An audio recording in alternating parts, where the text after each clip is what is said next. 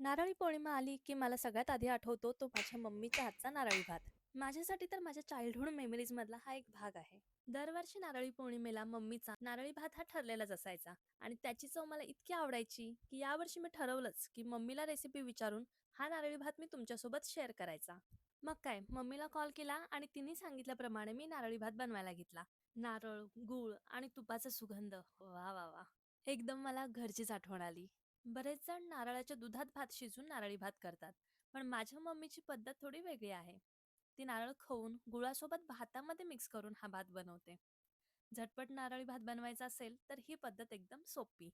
तुमच्याकडे नारळी पौर्णिमेला नारळी भात बनवतात का आणि कोणत्या पद्धतीने बनवतात? कमेंटमध्ये मला नक्की सांगा. साहित्य आणि संपूर्ण रेसिपी डिस्क्रिप्शन बॉक्समध्ये मी मेन्शन केलेली आहे.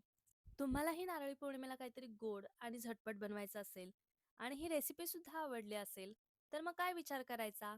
अशाच पद्धतीने तुम्हीही नारळी भात बनवा आणि सगळ्यांना इम्प्रेस करा.